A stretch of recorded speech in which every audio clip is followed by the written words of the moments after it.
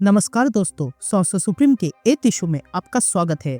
तो पिछले इशू में आपने देखा कि एक्सटेंशन किंग जाग गया है और उसने अब एक्सटेंशन वेपन को आजाद कर दिया था, जो है मैटर कंज्यूमिंग मॉ, जिसने ऑलमोस्ट लंदन के सैंटम की वाट लगा दी थी।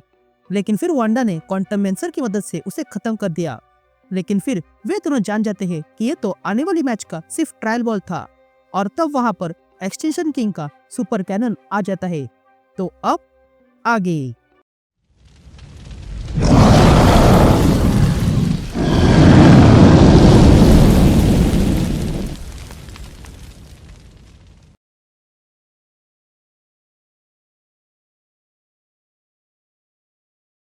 यहाँ हम लंदन में स्कारलेट विच और टूरिन को देखते हैं, जो देखते हैं कि स्पेस में एक बड़ा सा वेपन आ गया था।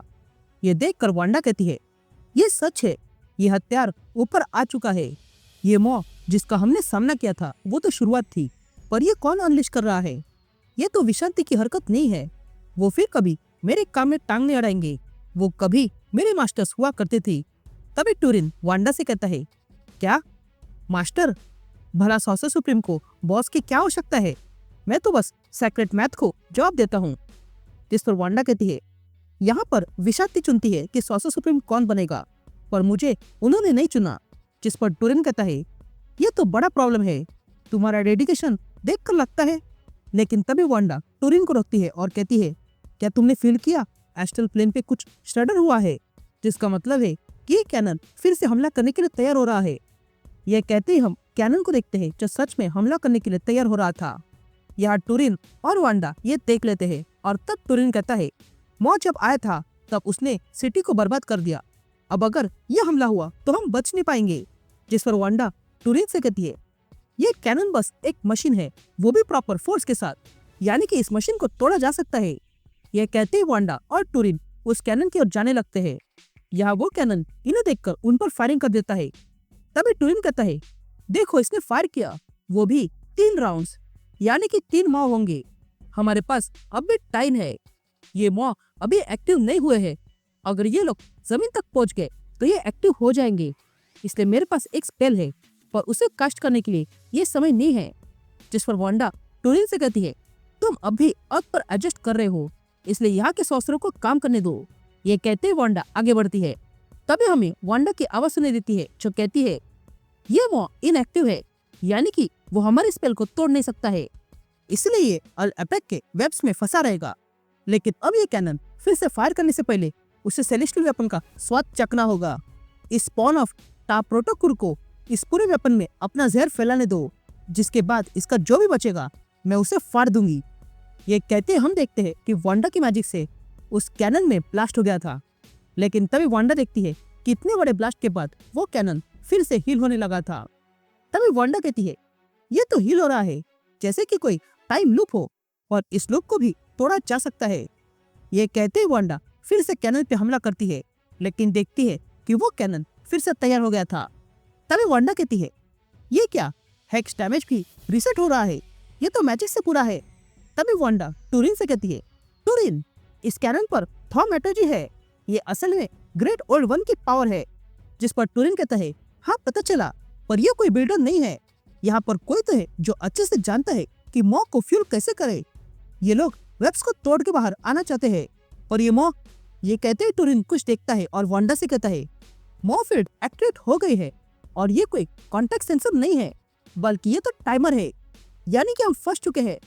और तुम रुको मत वांडा, तुम्हें इस कैनन को खत्म करना होगा, और उसे भी जिसने इसे बनाया है।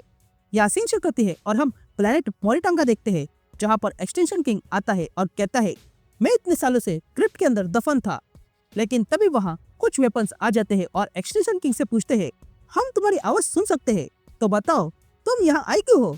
जिस पर एक्सटेंशन किंग कहता है, मैं यहाँ नॉस्टैल्जिया के लिए आया हूँ, वो कांड याद करने जो हम सब ने मिलकर किए हैं।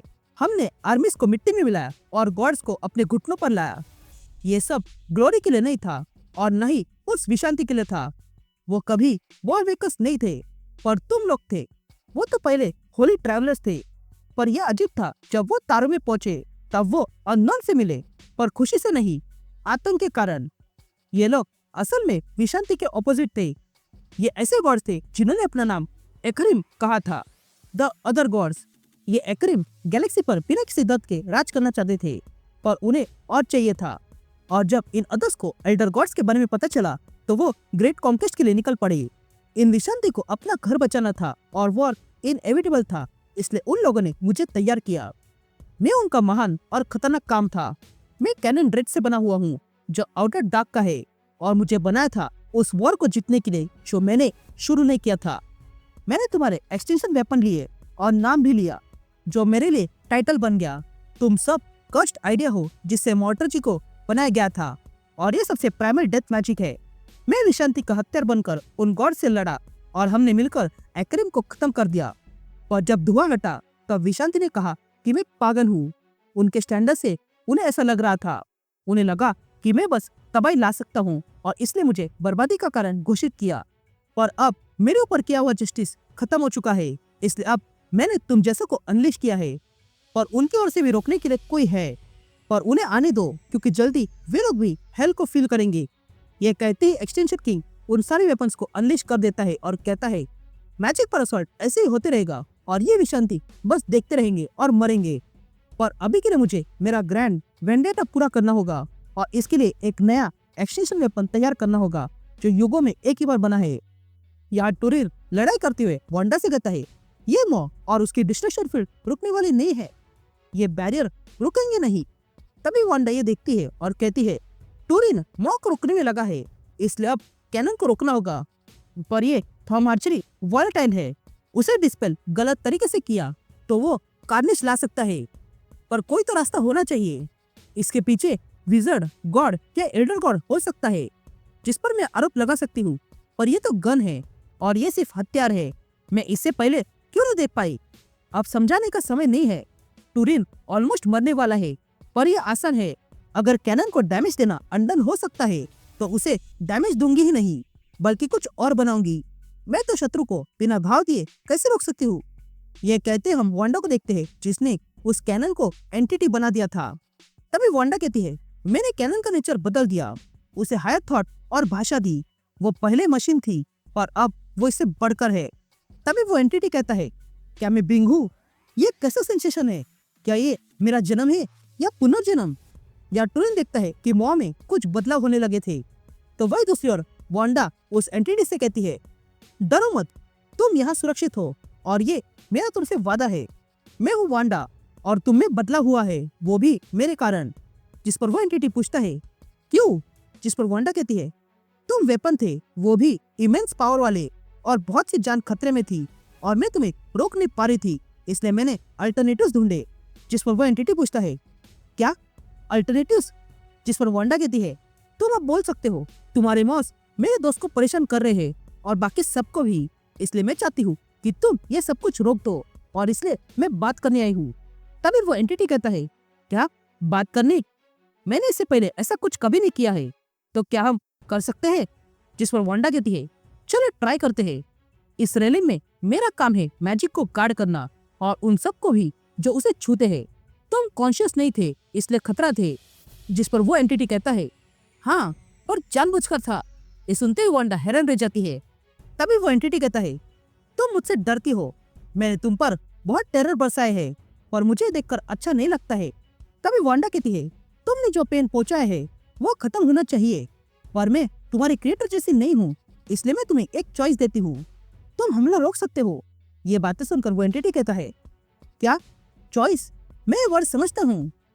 तभी हमें वांडा की आवाज सुनाई देती है जो कहती है इसमें बहुत समय जाएगा और टुरिन के पास उतना समय नहीं है, इसलिए मैंने हम दोनों के पास एक टाइम बबल बनाया ताकि हमें भले ही कई दिन लग जाए पर बाहर टुरिन को कुछ नहीं होगा। मैंने कैनन में जान डाल दी और उसे अनंत ज्ञान दिया, पर इतना काफी नहीं है। अगर इसे पता नहीं है कि इसे क्या करना है तो इसे एक्सपीरियंस की आवश्यकता होगी। यहाँ बबल के अंदर वो एंटिटी कहती है तुम सबसे पुराने दोस्त हो, इसलिए मैं सवाल पूछता हूँ तुमने मुझे ऐसा क्यों बनाया? जिस पर वांडा कहती है देखो मुझे माफ करना, पर मैंने तुम्हें वही मेमोरीज दी है जो मेरी है और वो सारी इंटेंस है। मैं तुम्हें इससे भरना नहीं चाहती हूँ, पर मुझे खुशी है कि तुम बात कर सकते हो और मुझे खुशी है कि मैं तुम्हें तुम्हारी आवाज ढूंढने में मदद कर सकती हूँ। तो तुम उसका क्या करोगे?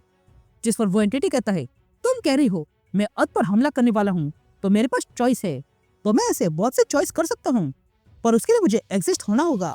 यहाँ टूरिन उन मॉब पर जोरदार हमला करता है तो वही वांडा कहती है, तुमने फायर करने का सोचा नहीं? जिस पर वो एंटिटी कहता है, मैं जानता हूँ मैं दूसरों के लिए क्या कर रहा हूँ, फिर भी मैं फायर करूँ? जिस पर वांडा कहती है, ये बोझ बहुत बड़ा होता है, मैं भी इसे फिगर आउट कर रही हूँ। तुमने अच्छा चुनाव किया है, पर फायर करना तुम्हारा पर्पस था। जिस पर वो एंटिटी कहता है, वो तो था, पर अब मुझे कोई और पर्पस ढूंढना होगा, क्योंकि मेरे पास बहुत से आइडियाज है और वो सब कुछ मेरे नाम से शुरू होता है। मेरा क्रिएटर मुझे नेक्रोप्सी कहता था, पर मुझे लगता है कि मुझे नया नाम लेना होगा। जिस पर वांडा कहती है, मैं नहीं जानती हूँ क्या कहना है, मैंने तुम्हें नया नाम दिया है, मैं अगर तुम्हें नया नाम दूंगी तो तुम्हारा नाम कुछ अच्छा होना चाहिए। तुम टून कह सकते हो या कैनन, पर तुम्हें इससे अच्छा नाम चाहिए और वो है इवान, जिसका मतलब है हीरो या मिथ या इंस्पिरेशन।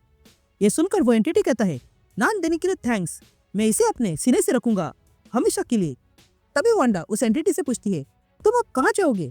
जिस पर वो एंटिटी कहता है, मैं तारों में चला जाऊंगा, क्योंकि मेरे पास कुछ आइडियाज है और मैं उन्हें एक्सप्लोर करना चाहता हूँ। मेरा क्रिएटर मुझे खत्म करना चाहेगा, पर उसे ऐसा करने मत दो, क्योंकि वो मैजिक को टारगेट कर रहा है। यह कहते हुए एंटिटी वहां से चला जाता है। तभी वहां टूरिन आता है, जिसे वांडा बताती है कि यह हमला करने वाला एक्सटेंशन किंग है और उसके बारे में इवान को भी कुछ पता नहीं है। बस इतना पता है कि उसके पास कई सारे हथियार है और वो सारे के सारे मैजिक को टारगेट कर रहे हैं। फिर उसके बाद वांडा और टूरिन आसमान में जाते हैं और बात करने लगते हैं, लेकिन तभी वांडा को फील होता है कि वहां पर कुछ गड़बड़ है और तब उन दोनों पे हमला हो जाता है। और ये देखकर टूरिन वांडा से कहता है, शांत हो जाओ, ये मैटर एनर्जी ट्रांसपोर्ट है, हमें कोई जबरदस्ती कहीं पर ले जा रहा है। ये कहते ही हम देखते हैं कि अचानक से वांडा और टूरिन वहां से टेलीपोर्ट हो चुके थे और तब वे लोग किसी और डायमेंशन में आ जाते हैं और देखते हैं कि उनके सामने कोई बड़ा सा बींग आ चुका था, जो कहता है, तुम यहाँ कुछ सेकंड्स में आ गए ताकि मेरे पास आ जाओ। ये नेक्रोप्सी कमजोर था, पर मैं नहीं हूँ। अब तुम जिसे देख रहे हो वो एक असली एक्सटेंशन वेपन है, एक ऐसा हेटफुल सन जो एगनी के गोल घूमता है। तो तुम दोनों का गॉड्स ऑफ लिविंग ग्रेवयार्ड में स्वागत है और टॉर्चर स्टार में तुम्हारा स्वागत है।